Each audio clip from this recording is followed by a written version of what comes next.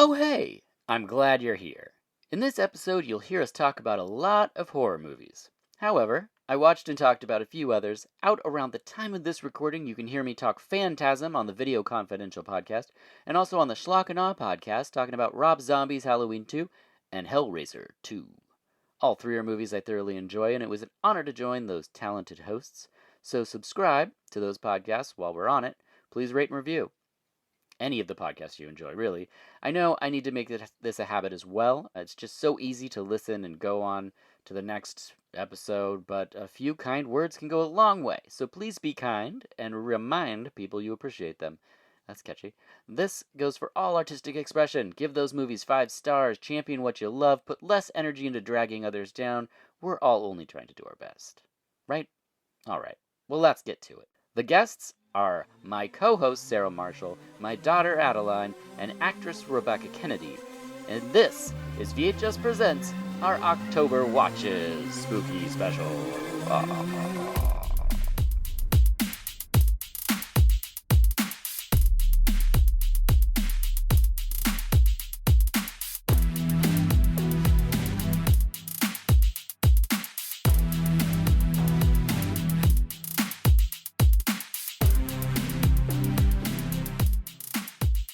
Hello, and welcome to our October Spooky Special. I'm your host, Dirk Marshall, and I'm joined by my co-host, Sarah Marshall. How are you? I'm good.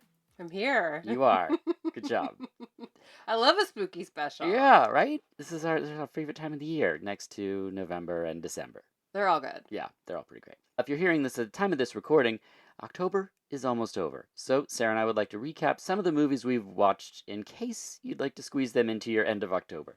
You are Spicy Marshall on Twitter and Instagram, so people can find you there. You can find me. That's correct. How's Kitsch going? Going good. I'm there every week if anybody wants to pop over. I've been kind of double platforming. That's true. So just to try to get people to come from Instagram over to Kitsch because I really like that they can interact with me while I'm cooking. So I'm hoping people come on and watch. I cook usually Thursdays at noon, something like that.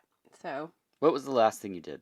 The last thing I made on there, they did a soup challenge. That's right. So I made this soup that I like to make when it kind of starts to change season. So it has tortellini and lentils and then some of our red chili lime sauce. So I made that and then we ate it and it was delicious. Yeah, it was super good.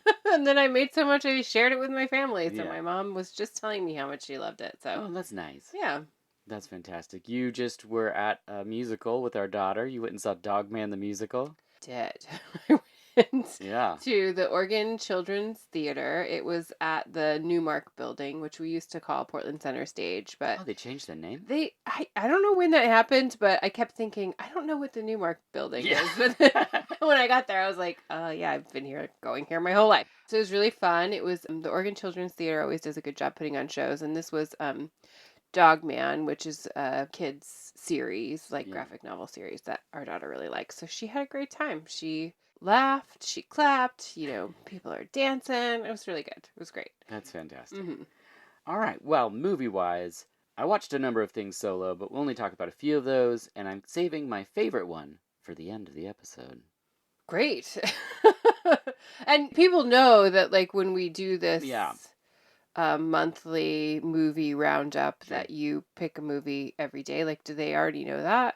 That's a great thing to mention. Okay. Start at the beginning and tell them about it, because I don't think, everyone does not do this. Right. I know a lot of people do, and after a couple of years of doing the podcast, I just assume, but I shouldn't assume. You're right. There's a thing called 31 and 31, where people watch 31 horror movies throughout the month of October. For each year, I like to theme the days of the week to kind of force myself to find new things so that I'm not just comfort watching the same stuff. This year, our themed days were Mandible Monday, Tuesday, which is the sequel day, or have to do with the number 2. I made some of these very malleable this year, so you wouldn't know what you were getting. And the only one it matters to is you, really, so you can do whatever you want. Right, it's true. Then Witchy Wednesday, That's New Thursday, Freddy's Fridays, Satanic Panic Saturdays, and No Sundays, which is a vampire-themed day. Well, and you've done this for quite some time. I've been along for this journey with you. Yep. But I don't think that lots of people do it. I think lots of people that are into movies do it. But I think even people that are into Halloween don't always, it's not a regular thing. Sure. So I would encourage people to do it. Do you post your list? And not this year, I haven't really. We've been so busy this year that it Yeah. was actually very tricky. But I think what you're touching on is true in lots of things in my life. I assume that everyone's doing the same thing I'm doing. Sure.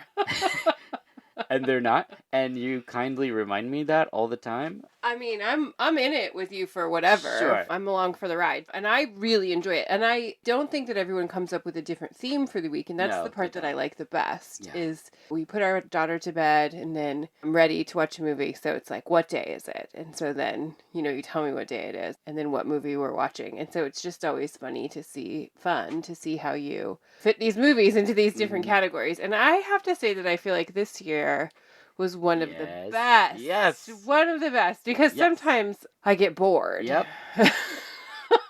Sometimes you get bored. Sometimes you just flat out don't like the movie. And so, I pivot.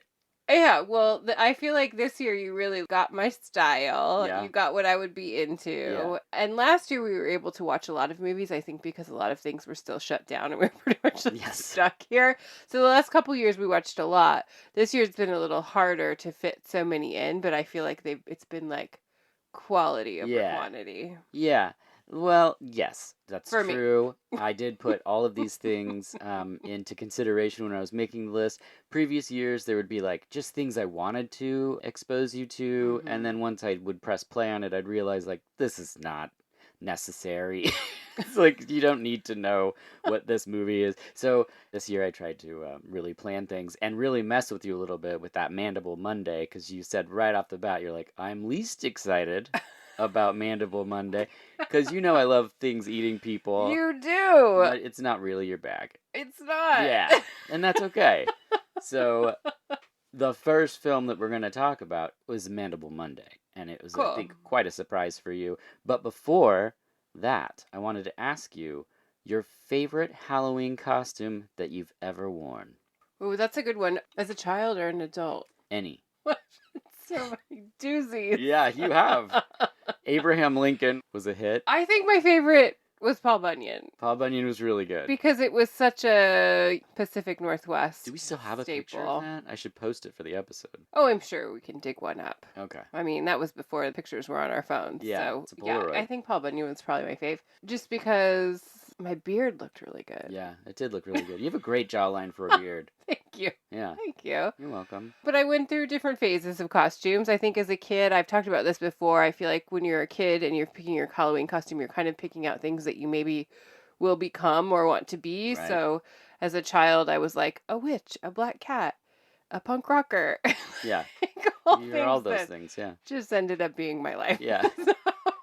So those were that. And then I think when you get older, you just kind of get to do things that will be fun for yourself and your friends to enjoy. So I went through a pattern of being a girl that got into an accident. Yes, very bloody.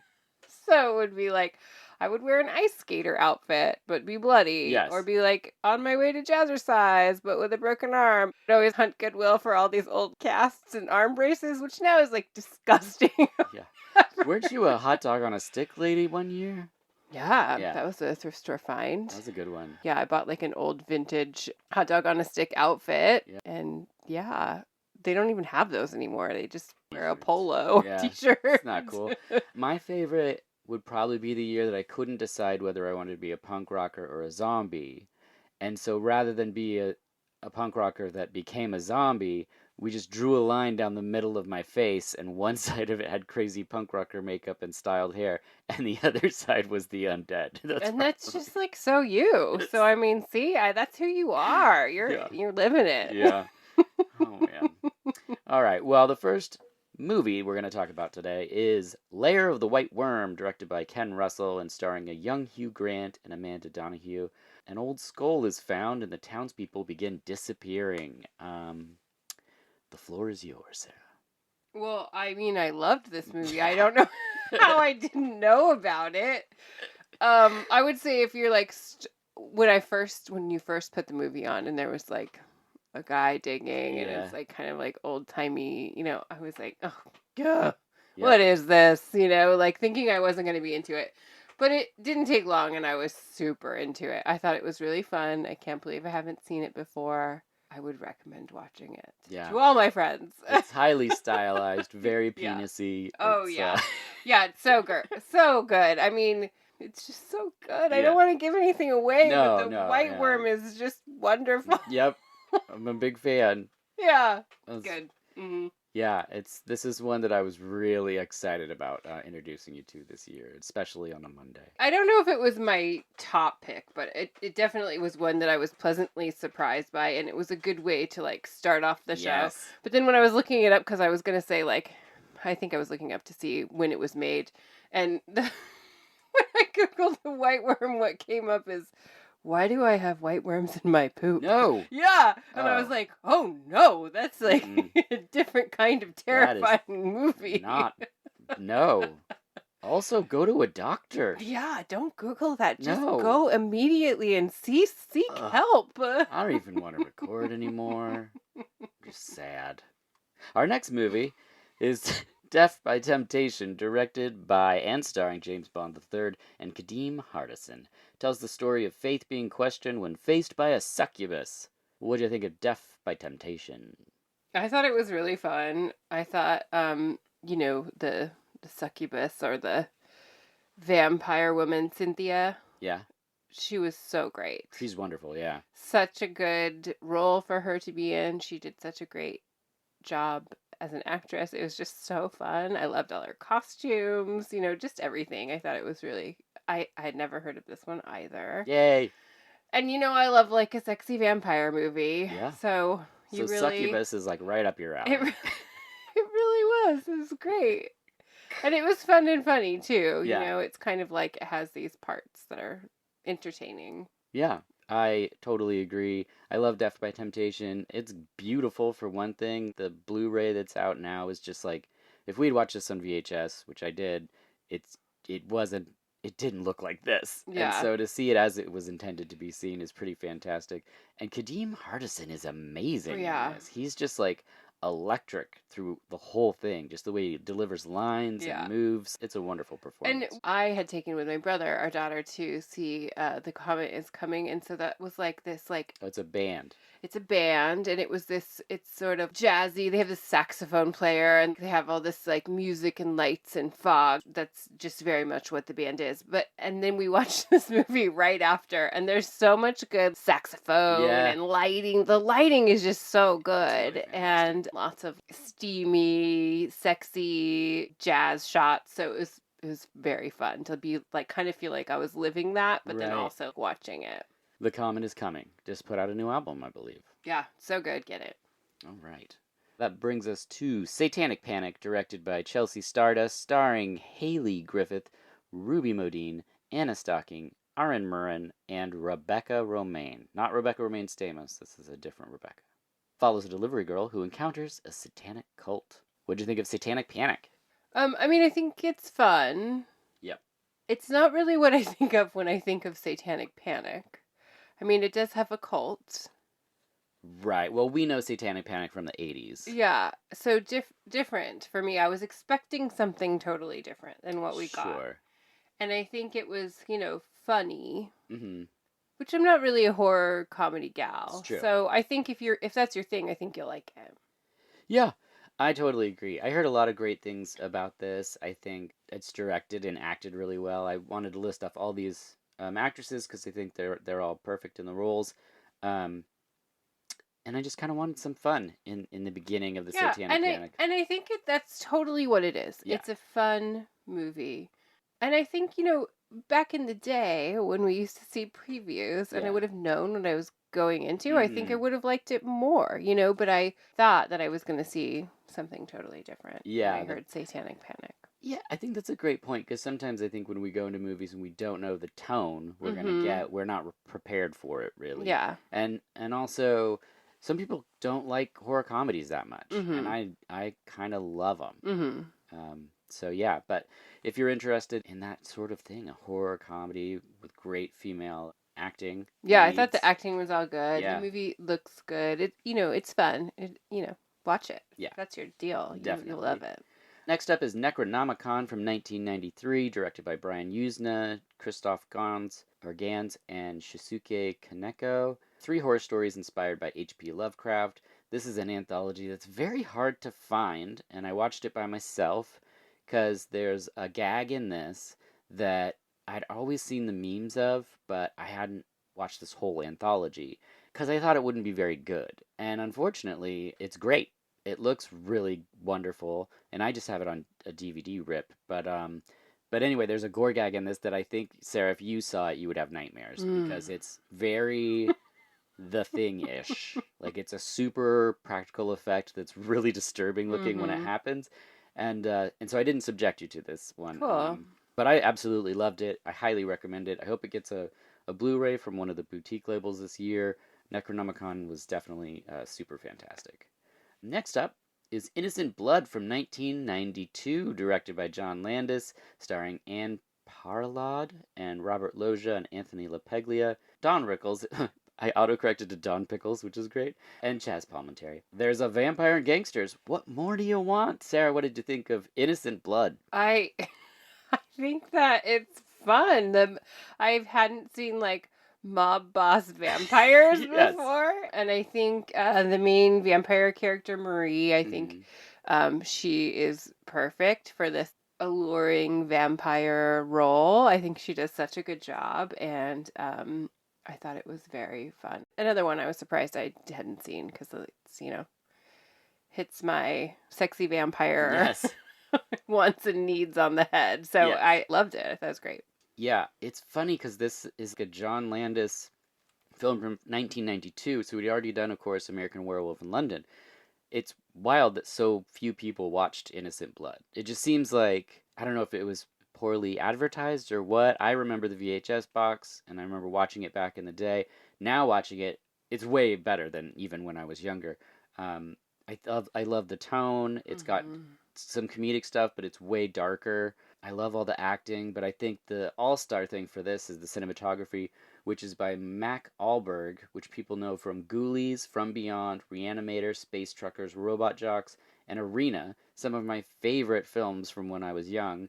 And here it's like they gave him all the right tools and he had the budget, and it's just gorgeous. Yeah. Like the film noir aesthetic of this, the depth of field, the way things are shot and lit, it's like every single scene, whether it's a vampire or people talking, it's just a feast for the eyes. I absolutely love how this looks. Yeah, good pick for October. Thank you. I know that one was just for me. It was. I was really excited. No pressure for next year. Next was one of our Tuesday picks. This is Subspecies 2, directed by Ted Nicolau, and starring Anders Hove. Killers of vampires hunt a very bad vampire in Subspecies 2. What did you think? Well, so Subspecies, I just saw the first one last year. I think you had it on our October agenda. And so I wasn't really familiar with the series, or I think you call them franchises. So I didn't really know about it. So that was the first one last year. This was the second one. And you just showed me a box set that you had that has 6 or something? 5. 5. Is that how many there are? Yes. Although, rumor is there might be a 6th, but Anders Hove's not attached, so I'm not very excited about that one. Something nobody cares about me saying. Okay, I follow you completely. That's who plays Radu, the main vampire guy. Yeah. Well, so I think the interesting thing, and now in seeing a second one, you kind of see a style pattern of the vampire, of the kind of effects. And I think that they're fun. Everybody sort of has to pick their own way to make these kinds of movies their own. And so I think that this is one of those things where you could see that box, or you could see the outline of the person, and you would know exactly what series it belongs to. And so I think just that in of itself is kind of a cool thing. I thought it was a fun watch. I'm interested. I think eventually we'll see all of them, maybe? Yeah. Okay. Oh, we will. I haven't seen past 3. So there are some that I have not seen. If you haven't seen Subspecies, you maybe have seen a clip of it because it's the one with the vampire with the long fingers where he breaks his fingers off and they turn into tiny little Tiny minions of demons. I mean, darkness. I'll never forget that. It's No. like it lives in my head forever. Yeah, yeah. So when you were in for the first one, I was very excited for this year to show you the second one. So I'm glad that you enjoyed that. I think the tone is super fun for these. They're full moon movies, so there's always going to be something tiny killing people. That's who did the Puppet Master ones. And all those. Yeah. And I just think Radu is such an interesting vampire. I don't know. And in this one, his whole beef was with his brother, or maybe that was the first one. No, well, his mom is a big part of this one, Right, which I really liked. I yeah. liked her too. Oh, it's so good for October because she's like Yeah. a spooky witchy creature-y thing. Yeah. So that I had fun with that, and Yeah. I like when special effects are like real special effects. So I liked her. Practical effects. Yeah. Practical. Yeah. I agree. Which brings us to another two, The Omen 2, directed by Don Taylor and Mike Hodges, starring William Holden and Lee Grant. It's more Damien. What did you think of Omen 2? Well, here's what I think about Damien. So, just the name in and of itself is always creepy. You never meet a Damien that you want to hang out with. And I think that... Sorry, Damien Batista. Just kidding. I just think within these movies, you don't want to hang out with Damien. He is pure evil. But I think, when he is little and evil, it's scary, right? Because it's like... Yeah. But when he's 13 and evil, it's like... I don't know. An evil teenager is kind of just like a regular teenager. Yeah, it's not that different. He's a bully. He does kind of bully things to the other bullies, but he's like better at it because he's evil. And I didn't love it. I don't really want to spend my time watching a 13-year-old bully. I know. There's 3 more. Does he get older? I don't know. I haven't even looked. The Omen is a series that I was never that into. I saw the first one and I was like, okay, whatever. Around when I saw Village of the Damned and Children of the Corn, and I was like, I get it, kids are creepy. But it's also just feels a little stuffy. I don't know how to say it other than that. Like, it just doesn't, it's not a cozy watch for me at all. And so, I don't know, I'm interested in seeing what the rest of them are, but just the second one, and I feel like it's only for completionists, Yeah, well, I think he must get older because he's supposed to be, like, being guided in this one into, like, becoming pure evil. Right. Yeah. Right now, he just kind of sucks. Yeah. The Omen 2, he kind of sucks.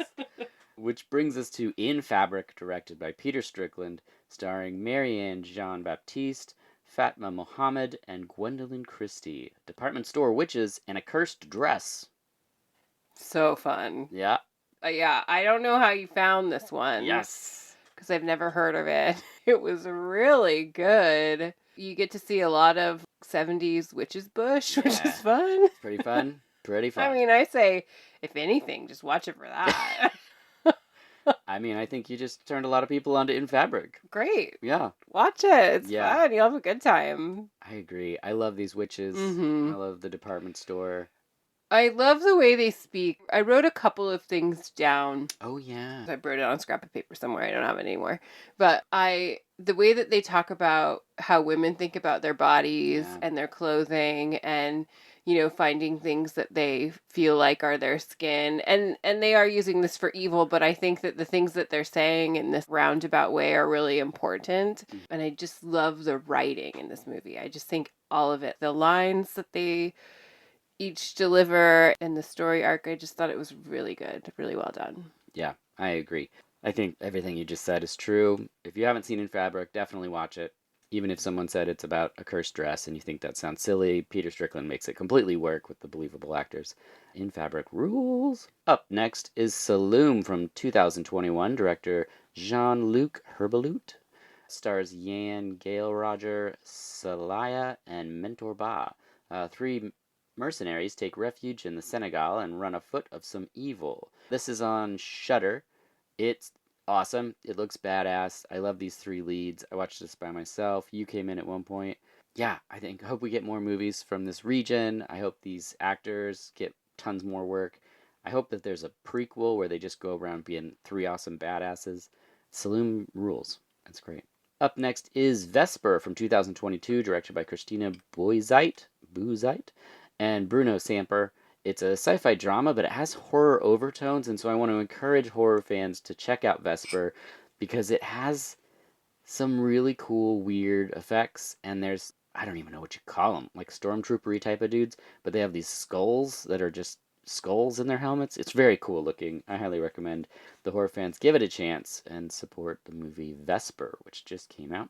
Which brings us to Two Witches, directed by Pierre Sagardis and starring Rebekah Kennedy, Christina Klebadina. I think my auto-corrected something there. Belle Adams, Danielle Kennedy, and Marina Perotti. I don't want to say too much, as I believe the less you know, the better. So instead, we'll transition to our conversation with actress Rebekah Kennedy. And now we don't want to spoil the film per se, but we do reveal a few plot points in this conversation. So I believe it's better discovered on your own. So maybe watch Two Witches, please do so. And we'll be right back with Rebekah Kennedy.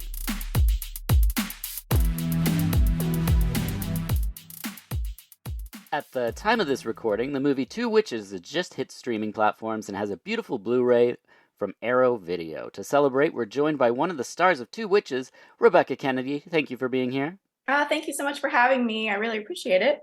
Now, your profession is interesting because as an actor, you become the face of these films, shorts, TV shows, but your involvement with it can often be a long, long time ago. Sometimes these things are in production for a long time. So when was the beginning for you with Two Witches? Yeah, it was November. It was Thanksgiving break of 2019. And I was actually back in Texas, where I'm from, visiting family and doing that whole thing. And Christina Klebe, who's in the movie, who plays my wonderful roommate, Rachel, messaged me and was like, hey, we have this film. We're trying to fill this role. I thought of you. Would you be interested in reading the script and taking a look? Oh, wow. And I was like, yeah, please send the script. So they sent the script and they sent the first part that they had filmed. And I think they sent his short film that he had done, so I could kind of see, what I was getting myself into. Yeah. I read the script and I was like, yes, I'm in. I've never played a witch. I've never played someone this evil, this so much of a villain of the story.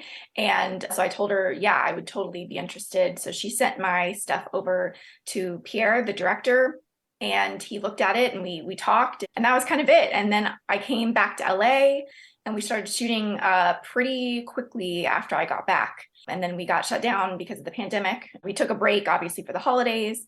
And then we came back, we got shut down, and then we finished in 2020 once we could get filming back up and running again. So it's been quite the process for sure. Last year was an amazing festival run that we did with the movie. It's been ready to be out since last year, but they wanted to wait until we could do a proper Halloween release, which I think was smart. Like you said, as an actor, you're waiting sometimes quite a while. That's really interesting that that's how you got the role, because as a viewer and a watcher, I just figured it was written for you because you do such a good job. I figured they would have you in mind when they were writing it, but it sounds like that character was already written and then you tried out for it. Thank you so much. That's so kind of you to say. I felt when I read it, I was like, oh, this would be fun. This is something that is in my wheelhouse that I haven't done yet. So I really appreciate you saying that so much. It was also a little scary because you never know how people are going to react to a character like this. So I've been really pleased that people are really loving her in the villain way, I guess. Yeah. Yeah, as an actor, you're also sort of at the mercy of the production budget, the lighting, the editing, the directing. Like, you can give the best performance that you can give, and you can be failed by any aspect of these things. And I feel like the execution of this so perfectly captures what you're doing as an actor that it's just like a powerful performance. Oh, thank you. That's really a big credit to Pierre, our director, who is also our magnificent DP. Yeah. Because he cared a lot about close-ups and medium shots and didn't do a lot of wides. And, we did some establishing shots because you have to, establish where you are. But sometimes as an actor standpoint, films can get caught up in filming a lot of takes of a wide that you're not going to actually use for the performance. And then by the time you get to the close-ups, you don't have as much time, or it feels rushed because you're out of time. So Pierre was great because we didn't do a lot of that, and he edited it so well as well that I feel that what I was able to do was conveyed in the film in a beautiful way instead of losing that in the editing. That's really a testament to his work as well in catching those moments and using them. That's great. I think he also did part of the score too, didn't he? Yeah, he plays the piano. I mean, That's he's just, so he was also crazy. our gaffer, he So did our lighting. I talented. mean, he's incredible. Yeah, and this is the first feature, right? He did a short, but this is the first. Yeah, That's this is his first feature. that's exciting. I can't wait to see what Pierre works on next. I know this also isn't your first foray into horror because you've done Creature, Bastard, and Limbo to name three. Do you enjoy genre films, or are you just interested in looking at the different characters? Both. Yeah. I think the answer is both. I didn't start out, I loved horror films since I was a child. I saw my first horror film when I was 11, which was the It miniseries. And then I was hooked, and I, tried to watch every horror film that I can, even the ones that my husband's like, what are you watching? I'm still in. But I did, as an actor, I didn't think about, oh, I want to act in horror. That was kind of the first things I started to book, like House Hunting, Creature, like you mentioned, Season the Witch. And so once I was in, I was like, oh, wow, this is really fun. I'm really enjoying this as well. And also, like you said, the characters, I've gotten to play such different roles within the genre and have some more fun ones coming up, that it's been great to explore so many different characters and so many different roles. Even though it's still in the genre, they're not the same characters. Yeah. So that's been really exciting. I think that probably helped you for this role too, because your character really goes through this like transition of being kind of weird, lost, creepy, and then into this like terrifying, evil witch. And so you could play all of those parts. Yeah. And so it was really nice. I thought you did a great job like transitioning into this powerful creature sort of person. Thank you. Thank you so much. Yeah, that was definitely a draw for me with the script, was her transformation and that beautiful arc that she has. I hope that when you're watching, at first you're like, I don't know what she is capable of, and then by the end it's like, oh, she's capable of anything, really. So that was definitely one thing that I loved about reading it. So thank you so much. That means a lot. When I looked up Two Witches online, the first review I saw said Rebekah Kennedy doesn't miss. That's the opening heading for it. All right. Yeah, and so I was reading through and seeing that there's a steady following for you as an actor, of people that are following you from your television roles to your film roles, and that's not really a feeling that a lot of people get. Sarah and I both did social work for 10 years, and there's not a lot of warmth, kindness, and high regard for your efforts in that field. And now Sarah has a food business where strangers come up and say the most nicest things you can ever imagine. And so I can't imagine what it's like for you to do the work years ago and then have people say, we're right behind you, we're following you from role to role, and you never miss. Yeah, that is that was very, very kind for them to say. The fans are, I hate to even use that word because I don't feel like I'm anybody to have fans. Like, I shouldn't have any, but the fans of the films, of film in general, have been so amazing and so lovely. And it's funny that you mentioned I did SVU quite a few years ago now. It came out in 2018, but I still have people that recognize me from it. And just earlier this year, I was in Canada at TIFF, and someone came up and was like, were you Esther? And I'm like, yes, like, wow. And that's crazy because there's just one episode, and it's something that it's like the show moves on and you think that, it's done. It's incredible that people will continue to follow your work and continue to watch the next thing you're in. That's really humbling and really blessed, and feel lucky to have people that are willing to do that. Yeah, and I know you have 4 projects at least that are in post-production right now, and one of the announcements for that had that credit cited. It's like actress, SVU actress, like that was how they used the lead-in for it. And you're like, that was a long time ago. I've done other things since then. But that's what a lot of people know. Sure. I don't mind being associated with that show at all. The fact that it's still on and it's still running strong is incredible. Well, Sarah and I had an absolute blast being terrified by your performance. So scared. Scared. As well as the other cast members. This movie really worked on us, which is why I tweeted it out, which is how we ended up getting to have this conversation. The Arrow Blu-ray has many great supplements, but I was wondering if you had any on-set stories you could share with us from the making of this film. Anything that stood out or any challenges that you faced? Yeah, Arrow, the Blu-ray is incredible. Oh my gosh, for gorgeous. anyone that is, listening and it's on the fence. It's got a lot of great behind the scenes stuff. Yep. If you're not sure, you can also rent it for 99 cents. So you can't really beat that as well.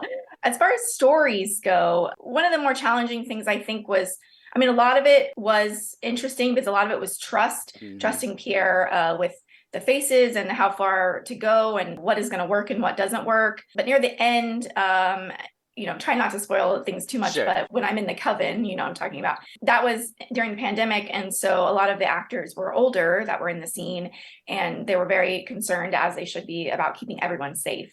So we filmed all of that separately. Oh, weird. When I was laying there, I was alone. And so Pierre would just be like, okay, a witch is over here now. Okay, she's above you. Okay, she's over here. Now the devil is coming in. This is what you're seeing. So that, as an actor, would have been lovely had you had them there. Right. But also I understand, keeping everyone safe, and especially older actors, I mean, anyone really, but especially them. And so that was more challenging just because I wanted to make sure that my reactions matched what was actually happening. So that was probably one of the more challenging scenes as far as that goes. And also, it was funny, the scene where I go to Danielle Kennedy, Rachel's mother. Yeah. A lot of that wasn't there. Like the bunny wasn't there. We filmed Rachel under the table later. So a lot of the stuff was reacting to things that weren't there and making sure that everything, I was very worried about that scene. It felt very, for me as an actor, I felt very lost in it, and not in a necessarily good way, but it turns out to be one of my more favorite scenes in the movie, which is ironic. But at the time you feel like, is this working? Is all of these reactions, like, what am I doing? That's making a movie, right? Yeah. Just all the things that aren't actually there that you're working with. And, we did most stuff practical. So it was funny. The one scene when I'm trying to apologize to Rachel, and she, she's like, yeah, I forgive you, whatever. And she leaves, and I'm like, Merry Christmas. And, I blow out the candle with my hand. We have, I think it was the makeup artist on the side with a cardboard, going like this, to get the candle blow out. So there's all those fun things that when you're filming feel silly and you're like, I don't know if this works, but then when you watch it, it works great. It's so good. Those are probably some of the stories. I don't have too many bad things that happened or crazy things. Everybody on set was just so amazing and so lovely and such great actors and just great collaborators and so generous that it made it really easy. I think having to film in that way too probably made it so that, because we couldn't tell that she wasn't under the table or that anything was happening. But what you could tell is like it would be very focused on you, where I think if you were all there at once, maybe it would have been drawn back. And so all those different times where even when it's the different witches from the coven in different places, I think it makes you see them and be terrified of them or be connected to them. So like all around it really worked to like draw you and connect you to those characters as something super intense is happening, where if it would have been like a full pull out of everybody, you wouldn't have maybe connected to everybody so well. So I think in this particular movie, pandemic worked for you guys. Yeah. Like you said, I mean, as an actor, you get those awesome, beautiful close-ups that you may not have gotten if everyone was there when you're filming. So you're absolutely right. Which as an actor, like, you can't ask for more than that, is just be able to see the work that you did on screen. And it's good practice for you to be in one of the next Jurassic World movies or something, because you can act when something's not there. When something is not there, exactly. Yeah, and then you just use your imagination, and maybe your imagination is more terrifying than what is actually there. Who knows, Oh, that's a good point. Well, this is the last question, this being an October episode. We're talking with you, who's starring in a brand new horror movie that's out now, and I thought it was fitting if we each shout out another actress's performance we admire, just to keep the appreciation train going here. Rebekah, would you like to go first? Sure. When you sent me that, it's so hard to pick one. Right. I feel like there's so many amazing female performances out there, not just in horror, but just in general. But I'll stick to the horror genre because that's what we're in. And I feel like I would be remiss to not say Sissy Spacek and Carrie. Yeah. Good one. I feel like I have, I've graciously been mentioned in my performance to this, and I feel like I don't even belong in the same sentence. But I feel like she's so amazing in that movie, and so just heartbreaking and frightening and just all the things that you want. And she's just, I mean, she's incredible still, of course, but that performance especially really, you're like, who is this? Hmm. She's just, incredible. Yeah, it's a similar kind of character arc, is the fragility to strength that traveling through those two roles. That's great. Sarah, would you like to? Yeah, I think I would pick Virginia Madsen in Candyman because I think too she has a good transition arc of being this scholar and researcher, then becoming like infatuated, obsessed, and then bewitched in the end. Where she just loses all control over everything because of her obsession. So I love her way of playing all of those different pieces. I think it was one of my favorite horror, roles. Yeah, she also gets great close-ups in that one too. Oh, yeah. Yeah. Yeah, I know. It's so really good. good. Such good lighting in that one. Yeah. Well, I went a little more on the fun side of things. That's not like you. And so I chose Mary Neppy and Gabrielle Elise because they're just sort of equal partners in the movie Snatchers from 2019. I don't know if you've seen that one, Rebecca. Mhm. Okay, great. Yeah. It's just a movie I don't think gets enough love, and it's like their friendship really kind of grounds the film, and then when all the fantastical, weird alien pregnancy stuff happens, you care about the characters, and I love that, so I wanted to give those two a shout out. That's another film that was started and stopped and went from like 2016 to 2019 and was recut, and like, oh my gosh. How you Yeah. all do what you do is very impressive. Well, thank you. Yeah. Well, thank you, Rebecca, for taking time to speak with us. We really appreciate it. Yeah, thanks so much for having me, and thank you for the love of the film and support. Just like a little indie film, so the fact that people are enjoying it and that you enjoyed it and threw it out there means a lot. Oh, well, thank you. That's what I do. It'll be something that I'll talk about on and on and on. Yeah, you mentioned being able to rent it or buy it, and I think that, Dirk had rented it at first, and I think while we were watching it, he was ordering the Blu-ray. No, what happened was Oh. I pre-ordered it. And okay. and I didn't even watch a trailer.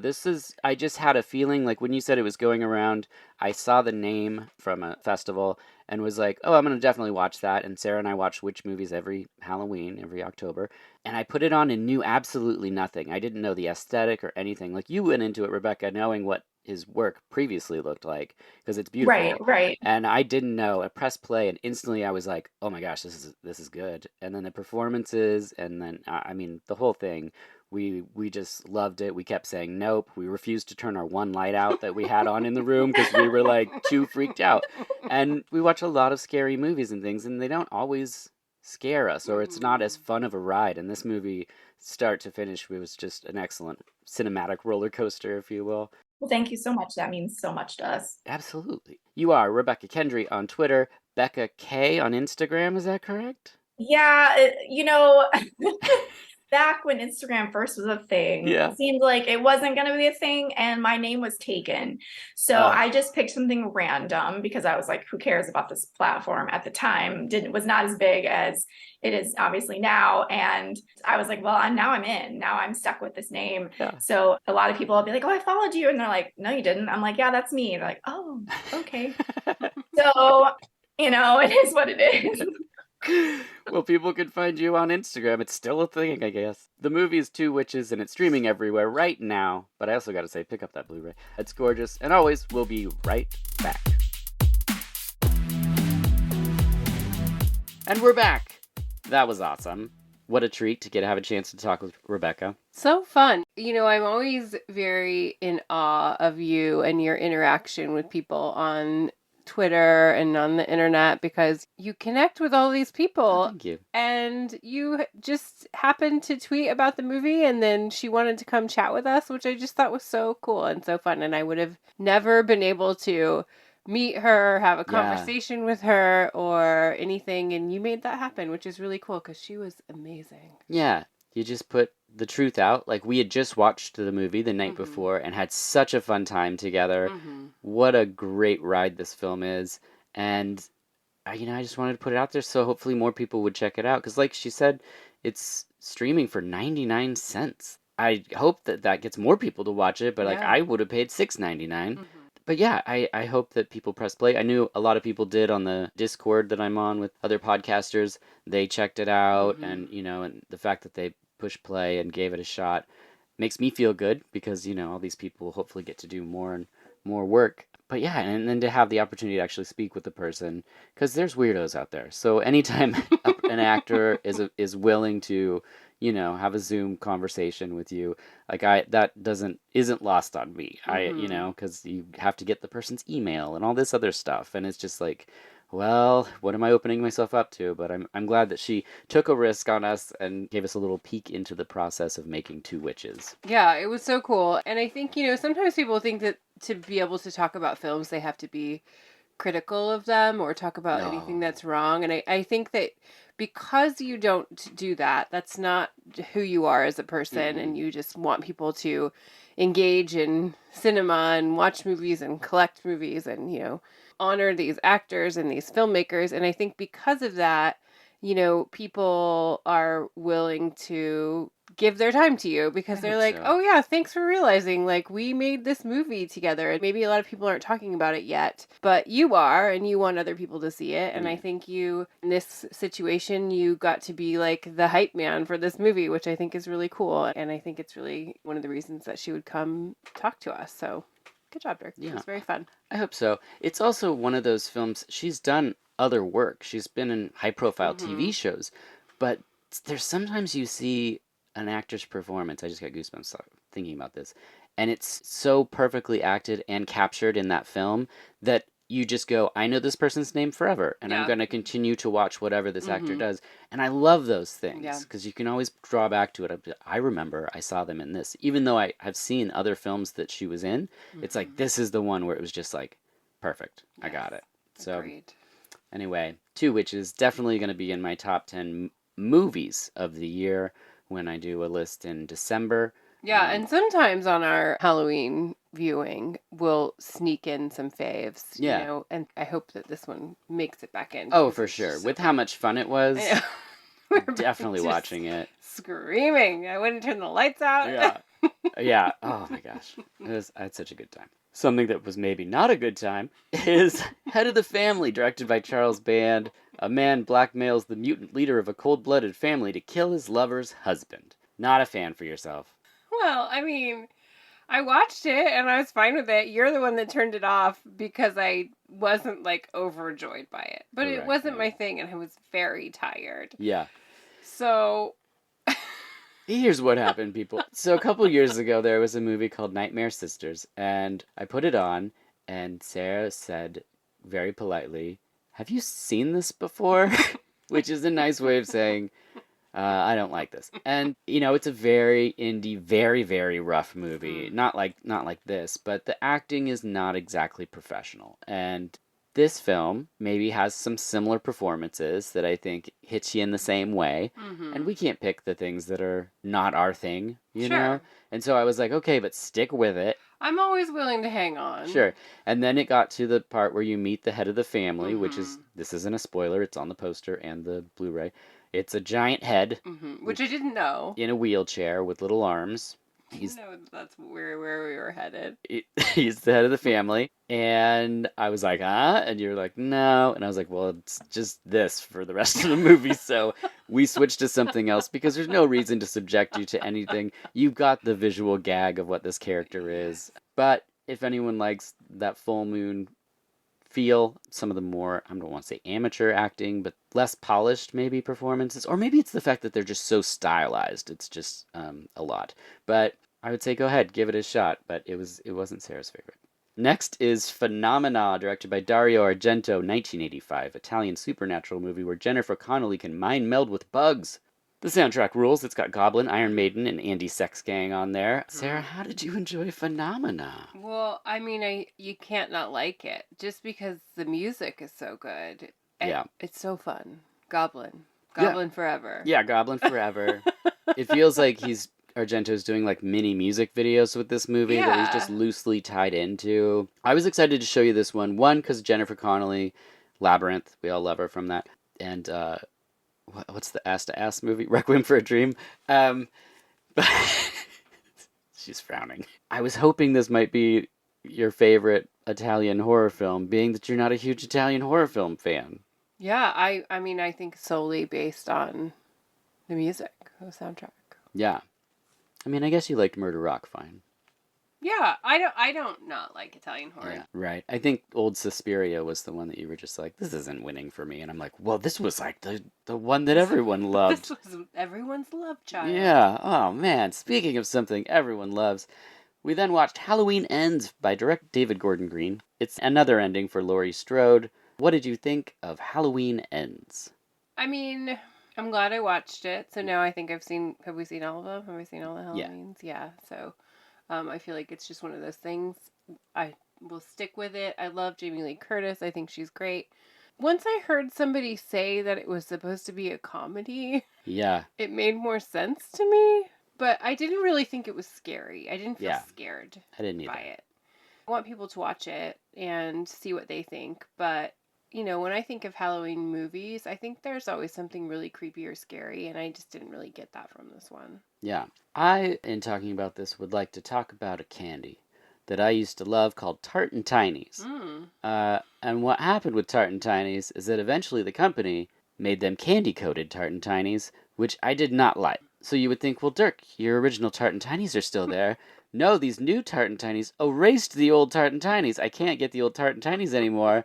And I just want to remind people that that's not how movies work. If a new Halloween movie comes out, the John Carpenter one is still there. You can still watch it. Yeah. The Rob Zombie one's still there. Halloween 4, still there. And people get so riled up about these things, and I just think, it's going to be okay. Your movies that you love are still there. If you didn't connect with this, it's totally fine. And good news for everyone, I just Googled it today, and they brought back the original Tartan Tinies. Oh, wow. Yeah. Great. What a big finish. Isn't that amazing? Movie review. Yes. So, Tartan Tinies So are back. did you immediately order them? They're in our Amazon cart Great. right I now. thought so. And that's Halloween Ends. I mean, I feel like everyone's going to watch this that's going to watch it, and everyone's not that doesn't. It's just the way horror movies work. David Gordon Green's about to do 3 Exorcist movies now, so I'm not excited, and I'll watch all 3 of them. Great. Yeah, so I'm happy for everyone that gets paid off that. Next is Hellraiser 2022, directed by David Bruckner, who did The Night House, which we absolutely loved, starring Jamie Clayton as Pinhead and Odessa as Zion, I think I'm saying that right, who is our amazing lead. I know you didn't watch this one. Well, I didn't watch it because you are one of those people who wants to watch something right when it comes out. Oh, oops. And I had just driven us home from California on a very long road trip. Yeah. So I needed to sleep. And you needed to watch this movie. And I understand that about you. So I was like, yep, you watch your movie, have fun with it. I'm going to go to bed. Yeah. If you want to watch it, I totally will watch it again. It's a standalone, kind of like the Texas Chainsaw Massacre one was. They didn't say it's going to be a 3-picture deal or linked to the original or whatever. It's just its own thing. And I thought that's such a smart thing to do. I hope all horror movies go this way. I want it to just say, David Bruckner, Hellraiser. Just give us that. Just like Rob Zombie's Halloween. Just give us the new person's vision and then title. Like it's just, let's just simplify. Rather than having Halloween and then the sequel, which is called Halloween 2018. It's not really called Halloween 2018, but we have to say that because otherwise we're talking about Halloween and its sequel Halloween. It's just so crazy. But my favorite Halloween is the Halloween that doesn't even fit with the franchise. Halloween 3. Halloween 3. Season of the Witch, yeah. Which Halloween Ends uses that font in their beginning, and that's a movie, Halloween 3, that's not about Michael Myers, and this movie also doesn't say a lot about Michael Myers. But now we're not talking about Hellraiser. So Hellraiser 2022. I think the lead, Odessa, is amazing.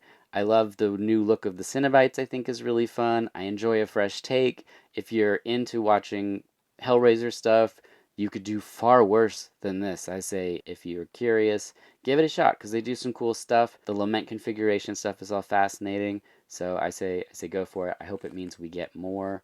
Which brings us to Bodies, Bodies, Bodies, directed by Helena Rain, stars Amanda Stenberg, Rachel Sennett, Maria Baklova, Chase Sui Wonders, and Maya LaHarold. What did you think of Bodies, Bodies, Bodies? That's how you're supposed to say it. Or is it Bodies, Bodies, Bodies? I think you can say it however you want. It's the same. I was going to keep going until you started talking. I think this was fun in a way of, trying to connect horror mystery with like a new generation. In a way, if I took films from like my time, I would say that this movie is kind of like Clue and Kids combined. Ooh, very nice. I agree. I thought the way that it sort of moves about the plot, if you will, is. I thought the plot was good. I thought the actors were all playing interesting roles. The reveal at the end is funny, which is a nice way to wrap up a horror movie. So you end with a funny feeling rather than being sad. I thought the language being very present, that's what I kept hearing people say, is they're like, this is how young people talk. This is how people were talking about the movie, which is annoying. Yeah, I thought Bodies, Bodies, Bodies was good. I hope people check it out. I want to see what Helena does next. Oh yeah, the plot was a party at a mansion that goes sideways. By the way, that's what the movie's about. Which brings us to My Best Friend's Exorcism by director Damon Thomas, starring Elsie Fisher, Amaya Miller. A friend is possessed, and so her friend gets a guy from the mall to get that demon out. What'd you think of My Best Friend's Exorcism? I thought it was fun. I had a good time with it. I really liked when we talk about character transition and watching the actress Amaya Miller, who plays Gretchen, her go from being sweet teenage best friend and then just transforming into this possessed, demon. Yeah. I thought she did such a good job. I mean, she really is both of those things in this movie. So, into it. Yeah, I agree. I had a really fun time with this one. Again, I love the friend dynamics. You know me with movies like that. I'm totally in if I believe these characters and their friendship. If I had a nitpick, it's just that so many titles for their artwork are doing neon that it looks kind of basic or typical. And I thought once we pressed play, I was like, oh, this is really good. I don't know if that even makes sense to you, but it's like how Netflix uses the Stranger Things colors and stuff. It's just like so many things get the same. Doesn't matter. Well, I think it does matter because I think for you, because of your background being in a movie store, the visual aspect of the box, or in this case, the key art. Yeah, the art is important. And so if you didn't know anything about this movie and you just saw it on the shelf, you maybe wouldn't watch it. Just based on what is being shown to you. I think it's important. It also just looks like it's targeting a younger demographic, but it's actually like a horror movie, you know what I mean? I think I mean, it's got like a Monster High vibe is what I'm saying, more than like what it is. I didn't see the art, so I'm not sure. Oh, okay. Well, then never mind. I'll show it to you. We'll record another podcast later on. Okay, which brings us to The House of Darkness, directed by Neil LaBute, starring Justin Long and Kate Bosworth. A man drives a lady home, and boy, does he hang around too long. What did you think of House of Darkness? Well, I think the last few minutes are the best. Yeah, me too. The last 5 minutes, the final turn for this movie is very satisfying. Yeah. I know that Neil LaBute wrote this and directed it. So these are the intended characters, and we're supposed to feel the way we're feeling when we watch it. Yeah. I just don't like him. I don't like the character that Justin Long is playing in this. I understand that's intentional. Yeah, you're not supposed to. I know it. I get it. But it's a long time to be with that character. Yeah. And I don't want to. But once it turns, it's very interesting. So it's like, as a piece that is constructed and purposefully created, I go, it's very effective for what it's doing. I just didn't want it to do it for so long. Yeah, and I think that's the point. I mean, it's like you had to live in the room with those people for that period of time, and so then it's very satisfying when you see the ending. And I think that it set out to do exactly what it was supposed to do. And so I think that's good, but it wouldn't be a movie that I would watch again. No. Which there's movies like that, and that's fine, but I would definitely say watch it. Oh, absolutely. I think that those three women in it, you want to see what they're doing. All the stuff they're talking about, I'm like, I want that movie. Like, if this movie makes it so that movie could get made, because you'll need a bigger budget, that would be amazing. But yeah, I want to see what those gals get up to. Next is The Invitation, director Jessica M. Thompson, starring Thomas Doherty, Nathaniel Emmanuel, Stephanie Cornelius. A lady finds a lost relative and travels to England to encounter something. What'd you think of The Invitation? I think I would never do anything like that. No. Nope. So right away, I was like, Yeah. It starts out to be maybe a sexy vampire movie, but it's not. No. That's the invitation. No. Yeah, I mean, I don't know. It's fun. Yeah, Watch it. I think the female lead, Natalie Emmanuel, is fantastic. I think that it's weird that she goes there. I think you get the cool, quirky castle environment and the help and what they're up to, and so I think it's interesting. It's cool to see something like this get a theatrical release, so you can find that on all streaming platforms. Final thoughts on the invitation. I love the best friend dynamic. Oh yeah, yeah. And then that they open it up to maybe make this like a thing where these two like badass ladies kill all the vampires. Yeah. So Spoiler alert. oh.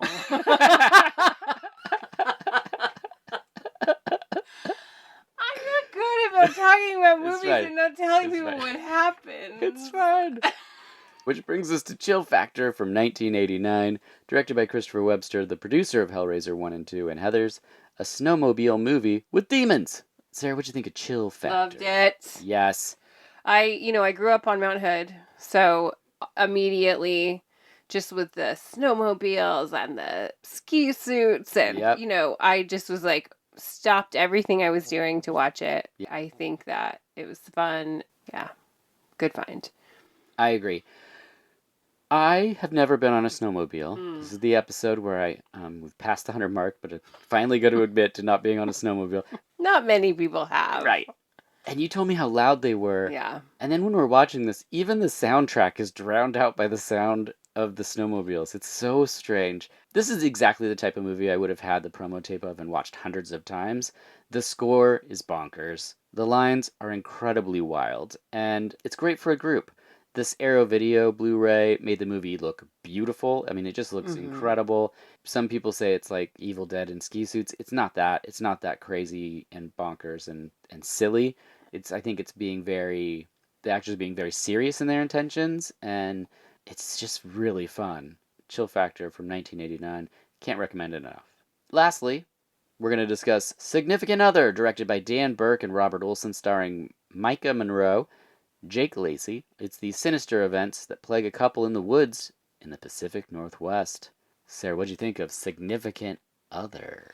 Well, I think just like Chill Factor, because it was set, in the mountains where I grew up, I feel like this movie, I immediately felt like I knew where they were because it was very Pacific Northwest vibes. We had just ocean, driven mountain. through it pretty We had much. just driven through the places they were at. We had just been at this wedding overlooking the ocean, which there's like this scene that is significant that really felt like where we were, And so I liked that a lot. I love the actress. Yes. Micah or Micah? It's Maika. Yeah, great. Yeah, I'm unsure how to say it, so- but fantastic. Yeah, she was so good. Her performance was really great.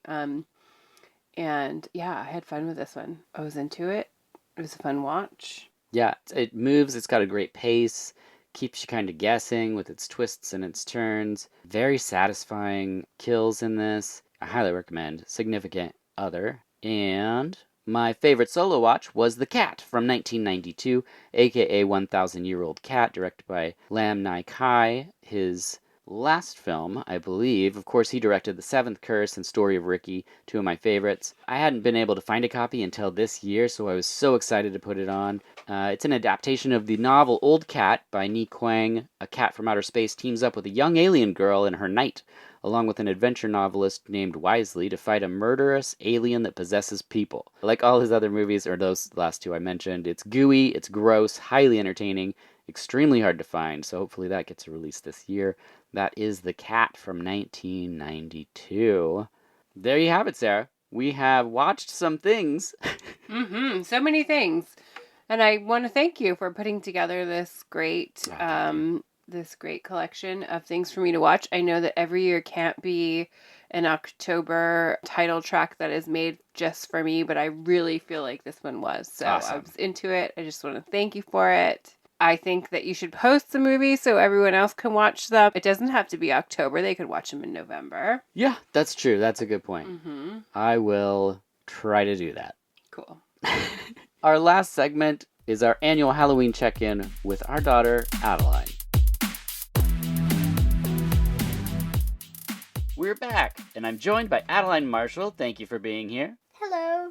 It's tradition now that you join the show and talk about some spooky season entertainment. Yay! Are you excited for Halloween? Yeah. We have our Halloween decorations set up. We already have the Halloween town up, so... Yep. All right. Well, we've done a lot of really fun, spooky things this season. What are you going to be? I don't think anyone's gonna know this, but I'm gonna be an anime character from Demon Slayer that I have not. I have not ever watched Demon Slayer. I just thought the character was cute because she has little butterfly wings. Yeah, she's cool. Super Yeah. cool. That's the outfit you wore to Comic-Con, or did we not have it then? We didn't have it at Comic-Con. You were Ghost then. Yeah. Okay, perfect. What should I be? Vampire. You already have the hair for a vampire. Perfect. Okay. And what's your favorite candy to get on Halloween? I already know this. This is like the easiest. Kit Kats. Kit Kats. Kit Kats. It used to be Skittles though. But I loved Skittles. Yeah, they'll be back. I'm sure they'll be back. I hope they'll be back. All right, well, we'll just dive right into it. We're Okay. going to talk about a couple films. The Get my paper. first one is Curse of Bridge Hollow. It's new on Netflix, directed by Jeff Wadlow, starring Pariah Ferguson, Marlon Wayans, and Kelly Rowland. It's a great show. It's great. You really enjoyed this I one. can't stop laughing. That's okay. What are some of the things you liked about it? Well, one of my favorite parts has to be seeing the little, the girls in the cemetery because I like their outfits. It's really cute. Yeah, she makes. I'm actually wearing a skirt that actually kind of matches theirs. That's true. So, I was like, when she found the secret chest. Yeah, With the the secret weird- chest. At first, I actually thought it was a vase, but apparently it's a pumpkin. It was like a turnip. Or She something? said it was like a turnip, and then she said it was a pumpkin. So then I'm confused because the people said it was a pumpkin, and then she said it was a turnip. So then, and I thought it was a vase. So Yeah. it's so confusing. But I like the big spider. Yeah, I the love big that spider one. was Oh, cool. he's so cool. Yeah. So for people, the premise is that there's a thing called what's his name? Funky Jack. What's it called? Stingy Jack. Stingy Jack. Yeah. And he. I don't like it. It's a weird name. It's a weird name. so weird. And his spirit brings Halloween decorations to life. Yeah. Is that right? So his spirit goes into different Halloween decorations, and then that Halloween decoration, like the first one it goes into, goes and touches more, I guess, or Yeah, it something, kinda and then floats they like come smoke. to life. Yeah, like purple smoke. It's so weird. Yeah, I like the Like, part it's with so the zombies, when the zombies came yeah. alive, and and he's then like, "Oh yeah, they're just animatronics. It's fine." and he gets bit, and he thinks he's gonna turn into a zombie. Yeah, and it just took I noticed it took like a whole chunk of his skin I off. think it was supposed to be just teeth prints. It was supposed to, but it looked like a whole chunk of his skin just. Right. Well, we should address this right now. It's rated TV 14. So Yeah. what's something you noticed about that? There's a warning about this that I have on this paper that I totally read. Yep. It has a lot of swears. It has a lot of swears. Yeah, warning, a lot of swears. Yeah. So just know if you're watching this with your family, depending on the kind of language you use, you might I'm be. 8 and I watched it. Yep. They mostly say the A word. That's I don't true. want to say it, so I'm just going to say the A word. We know what it is. Yeah. Yeah. Well, Everyone good. knows it. Perfect. Any other final thoughts? Do you recommend this movie to people? Yes, but I have. You have more notes. Yes. Okay. So I just did the spider. So. Yep. I like that when the guy says, "Nope, not today," because the death dude comes and he's like, Yeah. "No, I'm not dying today. Nope, not today." The So Grim he- Reaper yeah. shows up at a Yeah, and at he's a just like- old folks home. Like, it's like death shows up to him and he's like, "Nope, not today. Yeah, that was a good gag. I'm living for Halloween. Thank you." This is just gonna be us laughing the whole time. Yeah, that's so okay. People like happiness. That's all right. all right. Do you So have more I show also like. Okay, I don't have another note. I just. Oh wait, yeah, I do. So the end is so funny. It is Okay. very funny. Okay, we can move on now. Okay, perfect. So that's Curse of Bridge Hollow, new to Netflix. We watched it. We had a great time. Mhm. Next, we're going to talk about The Munsters, directed by Rob Zombie, starring Daniel Roebuck, Jeff Daniel Phillips, and Sherry Moon Zombie, Alright, and so- Richard Brake. We did not finish this movie. That's right. You are halfway into The Munsters. I'm almost to half of it. Yeah, we'd already watched one movie, and it was just, it's a 2-hour film. I don't like to so- watch two movies in the same day at the same exact time. Yeah. Anyway, so moving on. Yeah, so what'd you think of The Munsters? Monsters. I like the werewolf dude a lot. Werewolf dude's He's cool. He's cool, yeah. Yep. Can we share about that thing I used to always do? Sure. So when I was little, this is actually kind of one of the reasons I went down the werewolf dude. When I was really little, I would love the little werewolf toy we have in our little Halloween town. And so I would put him in my room and play with him. And then my mom and dad would be like, where's werewolf dude at? So then I would just teetle over to my room, pick him up, teetle back. And then they'd just be like, there he is. And then I'd just teetle back to my room, put it back down. And this was before you could talk, I should say. Yeah. Yes, it was before you could talk, and you would just go into your room and you would get the little wolf man out of your dollhouse or wherever you'd put it, and then you just come teetling back into the room. It was the cutest thing. Moving on. Back to the Munsters. Orlocks, yeah. I was stuck on that name because it's in your handwriting. Orlok, yeah. Because it's... I still would be stuck on it, I guess. So Orlok something, anyway. I love him because he's funny, and I love Lily too. Orlok's great when he's showing the pictures of his rat. I love it. Yes, I love that part too. I also love it when he dances. The dance is like one of my favorite things I've seen this year. You can't tell because you can't see me, but I'm dancing. It's true. She's dancing a lot, like Orlok. I would watch just that video on loop of just Orlok doing this vampire dance. They probably have that on YouTube. I don't know. Look that up. You should a loop of Orlok. Just like. Yeah. Just never ending loop. Like YouTube videos always end, right? This doesn't end. It's just like. Did you like when Grandpa the vampire rises up out of his coffin and then he's like, "Oh, my back"? No, he's not Grandpa. Grandpa. That's his name. Really? Yeah. Oh God. Well, now I'm looking at him in the eye. So we have a little cardboard stand right behind you. I'm right now having to look at his face. Okay, now I'm scared. So would you recommend the Munsters to people? Yes, but I have one more thing. I have one more thing. I like the Mad Doctor laugh. I love it when they laugh. Yep. I love the dumb one though. Like he's so funny. The one who's just the big guy. Yeah, he's alive, and he's like, oh, he's alive, and he's like, yeah, I'm a big cockroach. And and he's cockroach like, part. Smash. He's like smashing the cockroach, like, and he's like, oh hey, still alive. And then the other dude, the actually kind of smart one, he's just talking to him, and he doesn't even care. He's just petting his cockroach, like. Oh. Do you want to know something really crazy? What? The same actor that plays the Mad Doctor also plays Orlok. Isn't that crazy? That's a talented actor, I tell you. That's Richard Brake. He pretends to be dumb and smart. Yeah, he's awesome. Wow. Next. That is cool. Hey, did you have any more thoughts on the Munsters before we move on? No, but what are we moving on to? Well, you started something that I haven't started yet. You haven't done Hocus Pocus 2 yet. No, I'm talking about Scooby-Doo Trick or Treat. I've not finished that. I've just started that. Any first thoughts? Well, it's pretty good. Okay, moving right along then. You're just like... So far you recommend The Curse of Bridge Hollow and the Munsters. Yes, but warning, there's a lot of swears. Right. Okay, that brings us to the last movie, and this is the one that we're all here to talk about. Hocus Pocus 2, directed by Anne Fletcher, starring Bette Midler, Kathy Najimy, and Sarah Jessica Parker. He has not watched Hocus Pocus 2, but I'm the only one in this house that has. You watched it. You watched it with your grandparents. Yeah. And what did you think? It was great. Yeah? It showed the Hocus Pocus ladies as kids, so that was exciting. That's super fun. Did you have any favorite parts? To be honest, it's a little hard to pick a favorite because they're all so good. So I'm gonna maybe have to go with when the zombie guy comes out of the grave. Oh, yeah, the zombie guy. You would actually love that part because it is a great funny part when he comes out and then the dude's just like, and he's like, Did you think it was funny when they went to they go to a store, right? They go to and the girls, they went to the little... Which store do you want me to talk about? The witchy one or the non-witchy one? When don't they first go to a non-witchy one? They go to like a Walgreens or something? No, first they go to a witchy one, then they go to a non. You don't have to talk about either. You know, I'm just gonna do the non-magical store because it's a lot easier to explain. Sure. All three of the witches, they like souls, kids' souls. Yep. So... the girls trick them into thinking that souls are in, like, lotions and stuff. So then they try all the samples, like... They put the lotion on? And all that, yeah. That's funny. And then there's, like... yeah. all over them. So, yeah. Yeah, that's the funny part. And then she looks in one of those, you know, those big circle mirrors like hanging from the ceiling. Uh-huh. She looked in it, and it was one of those ones, the trick ones, you know, like the ones with that show your face all like. Yeah.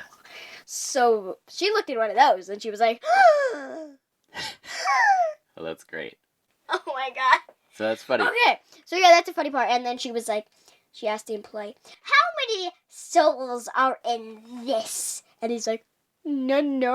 And she was like, she turns to the kids like, "You lied to us." So then they changed them and stuff. Okay. So yeah, it's great. I recommend it. You recommend it? Yeah. Because you like the first one. You've seen it a bunch of times. Yeah, and so both of the movies are the best. They're great.